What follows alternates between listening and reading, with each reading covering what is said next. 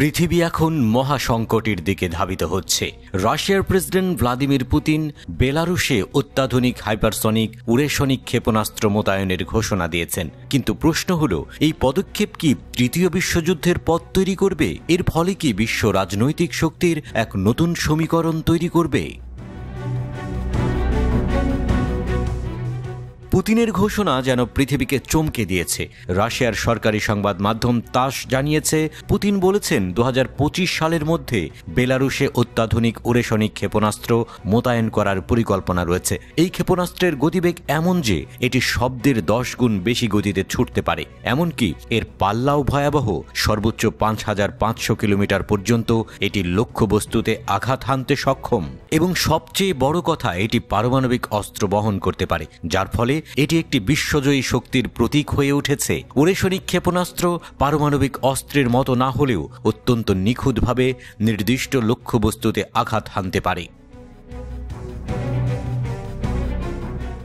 পুতিনের মতে এটি গণবিধ্বংসী অস্ত্র নয়, কিন্তু এর বিধ্বংসী ক্ষমতা পারমাণবিক অস্ত্রের সমান হতে পারে। তার ভাষ্য অনুযায়ী 1 বা 2টি ক্ষেপণাস্ত্র একসাথে ব্যবহার করলে এর প্রভাব একটি পারমাণবিক বিস্ফোরণের মতো হতে পারে, কিন্তু কোনো তেজস্ক্রিয় দূষণ থাকবে না।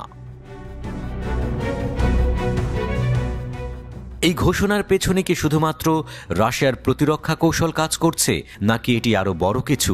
পুতিন ঘোষণা করেছেন বেলারুশে এই ক্ষেপণাস্ত্র মোতায়েনের প্রক্রিয়া আগামী বছরের মধ্যেই শুরু হবে, কারণ রাশিয়ায় এর উৎপাদন বৃদ্ধি পাচ্ছে এবং এই ক্ষেপণাস্ত্র ইতিমধ্যেই রাশিয়ার কৌশলগত ক্ষেপণাস্ত্র বাহিনীর অংশ হয়ে গেছে। তবে সবচেয়ে বড় প্রশ্ন হল, এর পরিণতি কি হবে?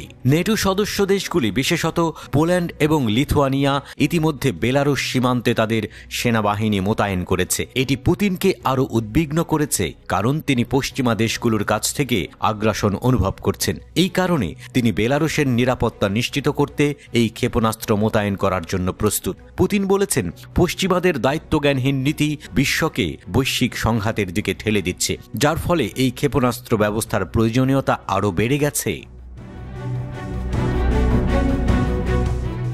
বেলারুশে এমন একটি অত্যাধুনিক অস্ত্র মোতায়েন করার পেছনে একটি অন্যতম উদ্দেশ্য রয়েছে, এবং তা হল নেটোকে থামানো। পুতিন এবং বেলারুশের প্রেসিডেন্ট আলেকজান্ডার লুকাশেঙ্কো একমত হয়েছেন নেটো দেশগুলো তাদের সীমান্তে আক্রমণাত্মক মনোভাব নিয়ে সেনা মোতায়েন করেছে এবং এটি রাশিয়ার জন্য একটি গুরুতর হুমকি।